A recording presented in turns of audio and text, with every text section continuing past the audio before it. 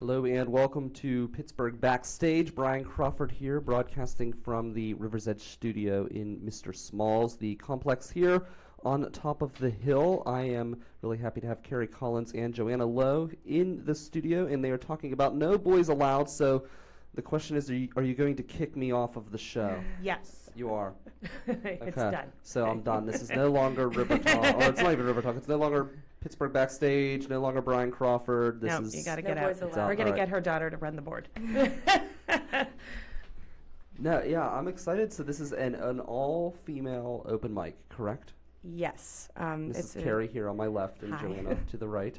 Yeah, tell us about it. It's held at Grille 565 in Bellevue.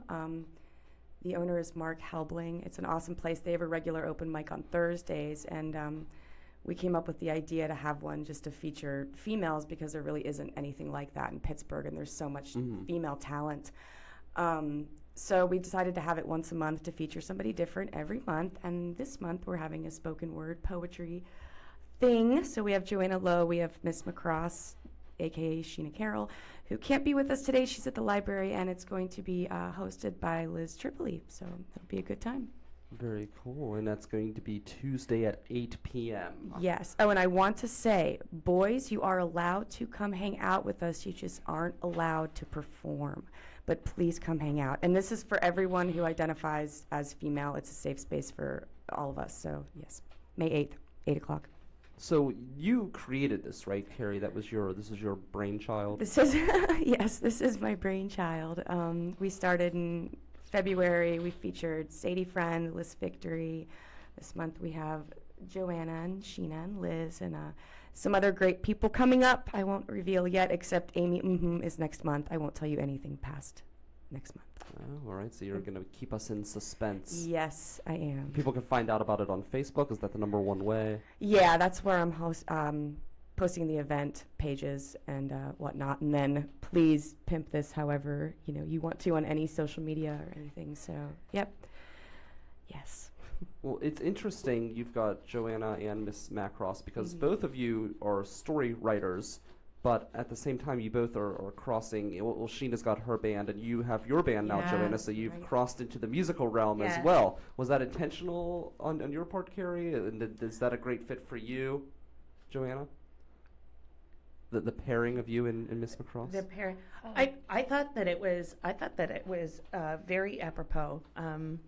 I am more, I've found myself more in the music community and less in the poetry circle. So getting to work with other poets, I'm like, oh, great. I know that you're in the city, but I mostly deal with musicians. So, yeah, that's great. And I honestly didn't know that Sheena had a band. So yeah, this is news to me. That's awesome. Sister Sheena and the Shadow Puppets, they are awesome. Yeah, they're very interesting. I saw them for the first time at Ham Bones, actually. I can't remember what event it was for, but I feel like it was kind of like a surprise. They came up and played, and no one was expecting that. I was there for that. I think it was an open mic. I believe so, but it was a while ago, though. It was a while ago. It was like while a ago. few years ago, I think. Yes, it was, but I remember that because that was the first time I saw them as well. I remember that so well. Liz was hosting. Yeah, and they just kind of rolled in, a surprise performance. How fun. Which, if you want to do that, no, we can't do that because there's boys in your band, Sheena. Never mind. Not allowed. No, not allowed. I was going to say, give us a surprise performance, but Sheena can do that. You can do it. Yeah. What if she gets rid of all of the shadow puppets and brings in new shadow puppets and it's all female shadow puppets? If it's all female shadow puppets, that is fine. That is allowed on stage. So it's a cool mic. What have you experienced at this mic? What are some of the more interesting things that you've seen? And have you been to the mic I haven't. previously? So no, this I is your was first just time. asking her about it. And I was like, oh, he's probably going to ask her about this over the microphone, so I shouldn't ask. But I want to know, what's this like? So I've never been. What's been cool about it is we've had some younger performers come out. They come with their parents because a couple of them 13, 14, but to see younger talent that's already interested in the scene has been really cool.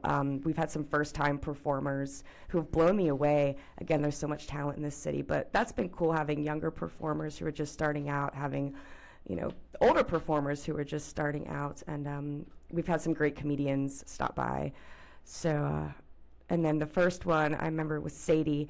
There was this man in the back just blubbering over her beautiful voice, Oh, just really? blubbering. Yes, it was. Yeah, Is it it a was, separate it was room, or is beautiful. it all together, like the bar and the open mic? The 565 Live, that's the music venue portion of the establishment, is downstairs. Okay. There's a traditional So he restaurant could have actually bar went upstairs to talk if he had wanted to. Yes, but instead he cried the whole time she performed. It was beautiful. I hope this man. Oh, he comes was back. crying. I was He was confused. crying. I thought he was like talking Oh, no. over her, like so were you- Weeping. okay, well that's Weeping. actually kind of cool. Then that Yes. means that he Yes. was emotionally Oh, yes. attached to what she was doing. I thought he was just like blurting out over top of No. her, and like she's there trying to sing, and he's in the back. No, it was more like it was Oh, more okay. like that. That's Yes. cool. Bring the blubberer back. I like blubberers. We all get a little teary-eyed with some of your stories anyway, so there might be blubbering Excellent. going on Yeah. without Forward to Blubber that. Man. Yeah, your stories are awesome. I'm excited Thank to you. hear them. They're real. They're real. Well, that's honestly, it's one of the things that I do is coming back to that sincerity. I randomly and I'm trying to gather my thoughts and say it coherently. But one of the things that I want to continually practice, I write all of my pieces to be able to stand alone, no matter what. And I also perform with a lot of musicians, but owning that anytime, any place, I'm able to let a piece stand alone. And I was called to task.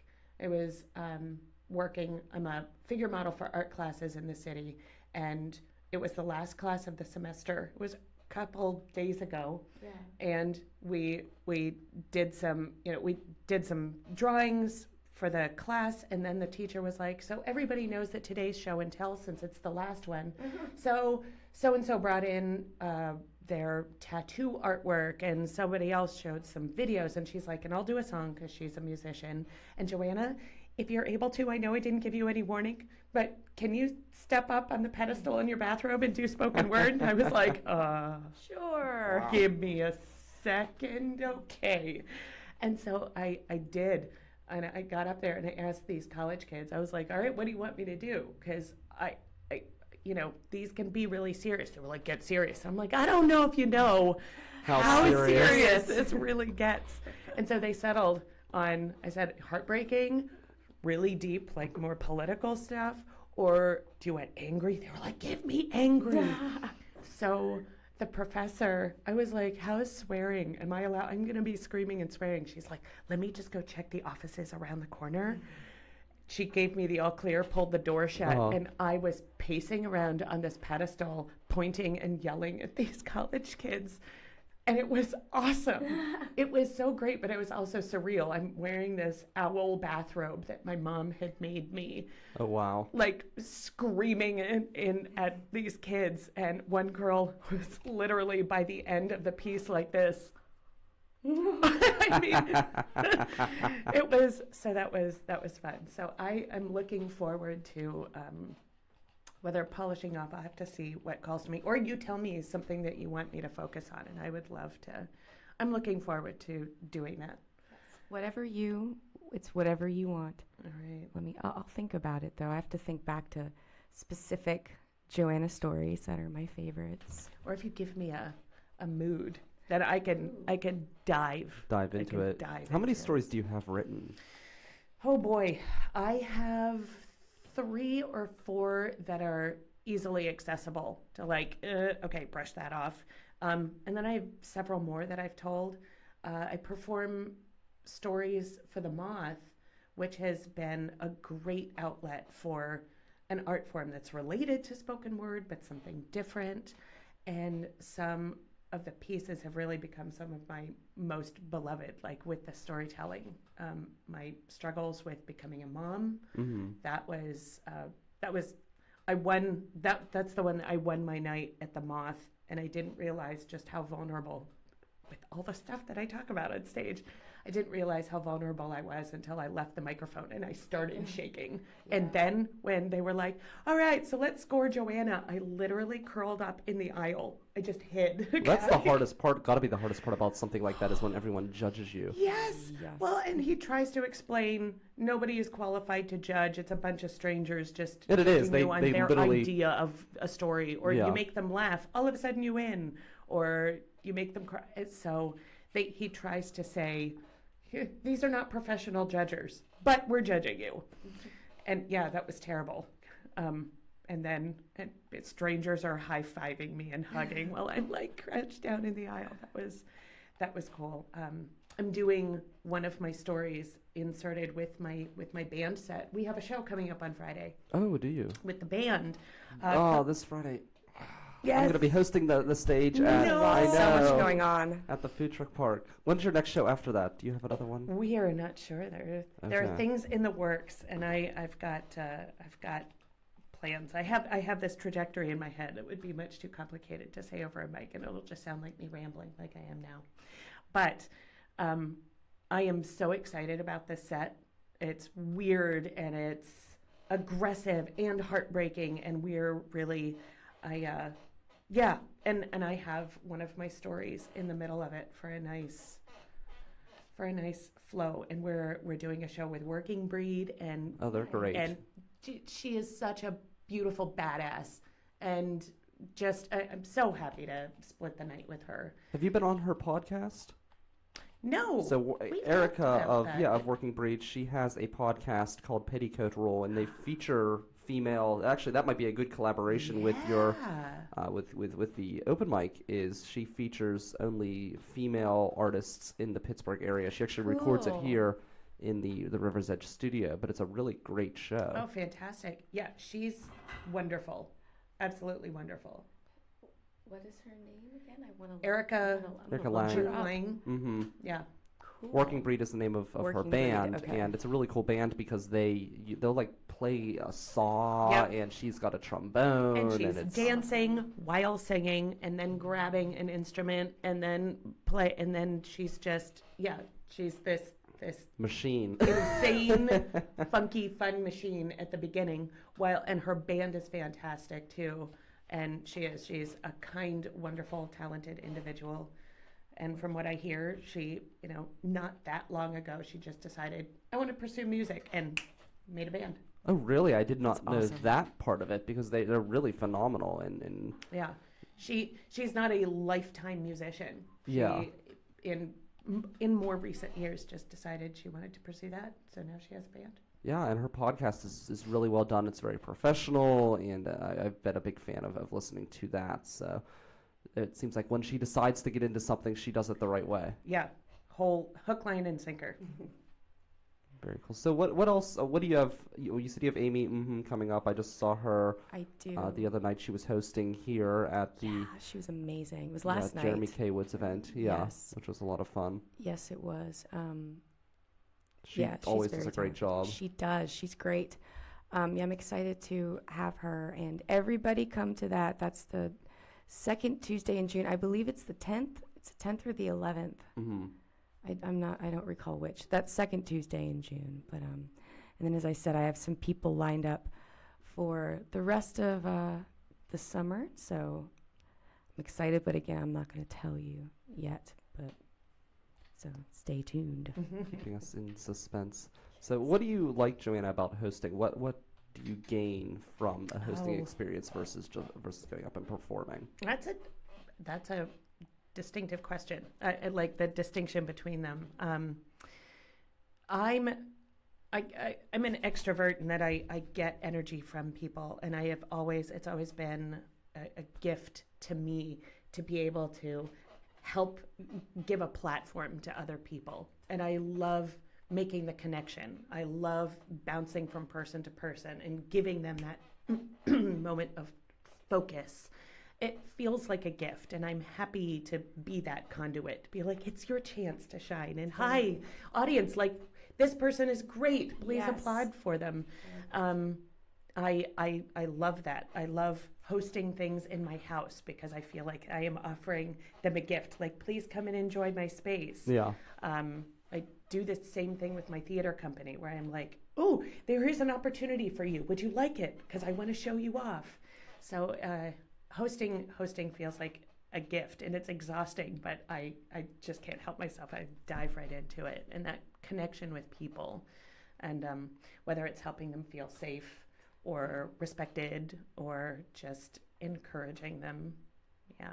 See, I always viewed it as a performance as well as a host. You have to be sharp and on your game, and I think it's a performance for the entire night, and it's unique because you're bringing in a lot of different things, and I think there's a lot of preparation that needs to be done to be a host as well. And I think a lot of people, you always do a great job of hosting. Thank you.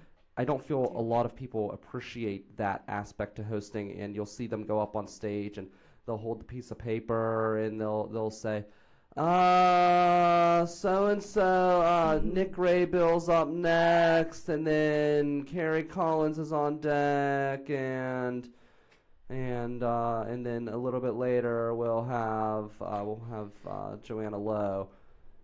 But right now, Brian Crawford, woo! Right. And then they walk off the stage. Yeah. And that's it. That is, There's no thought, there's no prepreration, there's no and anything. presence. No like presence, your, yes. Your job for the night is to sort of rein it and be like, here is the night. This is why you are here. This is why, because you can get through a night hosting that way, and it can go fine. But the difference between, a host that really cares about what's happening, and I like somebody going like, oh, and here is, and hearing somebody describe your work from their mouth. Yes. That's a gift to the performer too. Yes. And sort of being in charge, you set the tone for the night. So yeah, I do. I care about the quality of my work, right down to the hosting, where I'm like, okay, I am responsible for this. I want to. You can really support the people that are there. Totally. Well, also, I think if you're not a good host, that can be a reflection of who you are as a performer outside of hosting. Because if you don't take every performance opportunity seriously, are you going to take your personal performances seriously if you don't? Because that is a reflection of you as a performer. Yeah. Well, and as I don't want to, paint everyone in that light, but it reflects on you as a person. I try to be kind in all situations, and that goes right down to hosting. I want people to feel welcome, and one of the best compliments I've gotten is I've had brand new performers come and be like, I'm coming back because you were hosting and you made me feel, and I was just doing my job, but to know that I did it really well and I made a difference to somebody, like that was like great. I am glad that you've now I've had out of town musicians come back because I've been like, you're good, you should come back to Pittsburgh. And so they've, awesome. So yeah, I'm so grateful for that. Totally. Yeah, it makes a big difference, and you can also tell by the crowds of people that come. Whenever you have a really good host, the crowds will come and fill in that space. That is true. Yeah. And that makes a big difference for the open mic, for the success of the open mic. No, I agree. And I agree with what you said. I remember my first couple open mics, how nervous I was, but the good hosts, they made me feel welcome. They made me feel, accepted and like, yes, I can do this. And so, having some good ones definitely made me return to places. So. And I think also a good host who's on their game will also raise the professionalism of everyone who's there. Yes. Because I know as a host, if I can't find you, I'm cutthroat. You're gone. The show's got to move on. You can't play games, and whenever you raise that bar, then people aren't going to be hanging out and sloppy or hanging out in some area where they can't pay attention whenever they're coming up next and things like that. It definitely, I think, raises the expectations of everyone. Yeah, it really does, and it gives performers a bar to reach for. I hate, like just in theater shows, I hate knowing that I'm the strongest actor because I want something to be intimidated by, words, to aspire to. Yes. And so, yeah, keeping that bar of professionalism. You can have a warm and positive one, but it should feel professional, and it gives you goals to be like, okay, next time I'm showing up, I'm going to try this. It'll be more risky, or I should have practiced that a little bit more. I'm going to go in and they're these little goals where I've honed my craft at open mics, before stepping out and continually. So. Well, also, if you're somebody who lives with a guilty soul like I do, where I can never, I always feel uncomfortable if I know somebody's working harder than I am. I don't, and it's a guilt thing. I feel like I'm not pulling my weight. I'm never one, no matter what job it is, even if it's at my my horrible job that's overnight where it's mindless. I work hard because I feel guilty if I know somebody else is putting in more work than I am, like I'm not pulling my weight. So I think when you go and you see other hosts doing a good job, it can raise your bar because you want to make sure that you're not a disappointment to the musicians that are there that are depending on you, or the audience that needs you to keep the show flowing and entertaining. And I think that can come into play if you're a professional and you really care about what you're doing. Yeah, totally. And you have an easy job, Carrie, finding these hosts, because there are so many great, talented female artists in the Pittsburgh area. Agreed. And I like having just the support, because I know, everybody can get like this, and I think it happens in the artists and music community, but there is, competitiveness, and sometimes, with females, I think there isn't always the support that there should be. So I think that, bringing the women together to have that safe space and to see what talent's out there and to understand that, no, there's room for everybody. And, I think that's important. Yeah, very cool. Well, I'm excited. It is going to be, as we said, Tuesday, 8 p.m. at 565 Live, and that's 565 Lincoln Avenue in Bellevue. Yes. And it's going to be a great time. It is. And 565 Live is located downstairs in Grille 565. You have to go past the bar and down 2 flights of steps. Awesome. So, yes. So check it out. Joanna Lowe will be hosting alongside Miss Macross. Yes. And Carrie Collins is the ringleader.